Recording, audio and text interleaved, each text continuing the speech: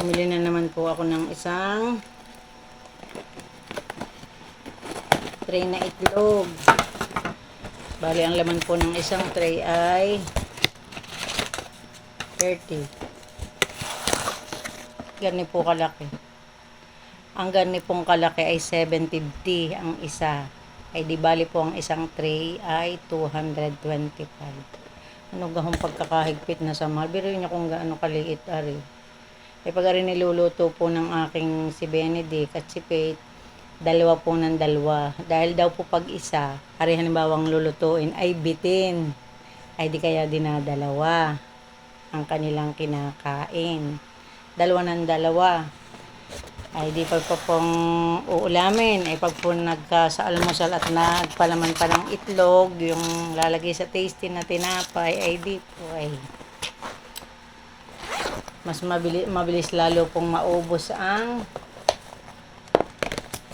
itlog. Dini po ang itlog sa amin ay talagang paborito ng mga bata. Ang tawag ko po kay Benedict at kay Faith ay batat kasi nga po ang bata namin ay sila lang ang dalawa kahit dalaga at binata na. Kaya po kung kayo ay huwag kayong magtataka kung halimbawa po yung tawag yung mga bata. Hindi naman po bata. Binata at dalaga na po. Ay yun po ang kabunsuhan ko nga po ay si Benedict at si Faith naman ay akin pong apo. Kaya po parang bata pa rin sa akin dahil nga po bunsong anak na. Yan po. Bali nga po, are, pag nagluluto na po doon yun ng kanin po at saka po isda, talisayin, ulo at buntot. Kaya natutuwa naman po. Gustong gusto ko po yung mga gayong pang-ulam namin, yung ulo at buntot. Kaya tingnan naman ninyong aking mga aso. Okay! Ayan, tingnan niyo mga pagdadating. Ito po ang mga aso ko. Yan po. Siglan-sigla. Sila ang tao dito sa amin. Sila ang taong aso. Tao na. Sila ang parang bantay na namin dito sa bahay. Kaya minsan pag tinatanong, sinong tao sa inyo yung mga aso ko? Kaya parang tao na tuwan-tuwa po ang alagang. Kaya sabi ko, may tao sa amin. Yung 3 aso. Yun ang bantay doon sa bahay. Pag tinatanong, sinong tao sa inyong bahay? Yung mga aso. Ang aming bantay. Kaya po ako'y natutuwa. Ang tawag ko yung mga tao. Taong aso. Mga bantay ko po. Tuwan-tuwa naman po din sa akin mga alagat kasi sigla. Kasi sigla. Mga nasa lubong sa akin. Ay, tingnan naman po ninyo. Oh. Me! Ame! Areho si Tame. Ang bagong gupit. Ayun, ang dalawa. Si Melky at saka si Time. Oh. Hindi pa po ako nakakapagpalit ng damit. Magpapalit pa po ako. Ako lang po yung nagsikang ng isda dahil nga po pag po ang isda ay hindi po agad iniluto, kailangan po kung halimbawa hindi mo na ilalagay agad sa rep, iyo na pong lutuin. Dahil pag nagtagal po yan sa labas, halimbawa ay nasa lababo lang po, iniwanan nyo, tapos hindi nyo agad iniluto, ayun po ay madaling mangati. Pero kung inyo naman agad ire-rep, hindi naman po siya mangangati. Kaya po pagkakadating, luto ko na po.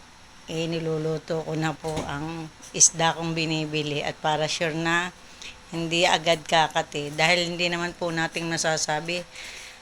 Dahil pag minsan gaho ako'y, hindi ko naman ho nilalahat ang aking binibilhan ng isda, pero talaga may nabibilhan ho ako na makati. Yung gang ikaw ay nagbayad ng tama. Pero pagka nasa bahay na at kakainin mo na yung isda, minsan naman po kahit hinugasan ko, hindi ko maalam na makati. Hindi naman po nangangati yung kamay. Minsan ang sabi ng iba, baka daw ho nangangati ang kamay. Di yun daw ho ay alam na makati ang isda. Minsan naman po kahit hinuhugasan ko, hindi naman po siya nangangati. Ramdam lang po pagkakainin na. Doon ko malalamang makati pala po yung nabili ko. Ay di lugi na po. Lugi na. Hindi ko naman masabihan ang makagalitan or masabihan yung may-ari ng isda na binilhan namin dahil baka ho akin na lang pong kakausapin na maganda, pero hindi ko po siya mumurahin or papahiya dun sa isdaan na para sabihin ang isda kong nabili ay Makati. Parang binubulong ko na lang po na Makati. Sabi daw po nila ay hindi naman daw po yun Makati. Ay ako pa po ang lumalabas minsan na ako pa nagyayabang eh.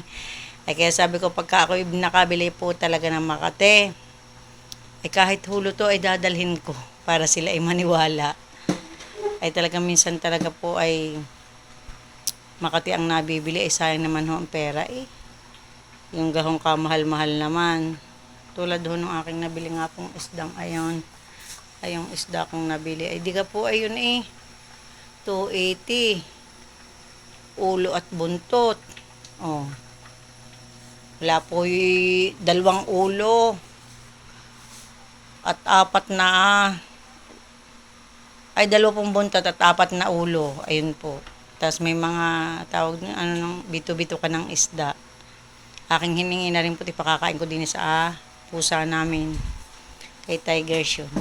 Ay siya, sige po, napahaba naman na aking kwento. Ang tagal ng vlog ko bago na ako makapag-vlog. Pasensya na kayo sa akin. Hindi na minsan ako nakakapag-vlog. Ano po, ang kalat pa ng bahay namin. Nasa sige po, bye-bye po. God bless.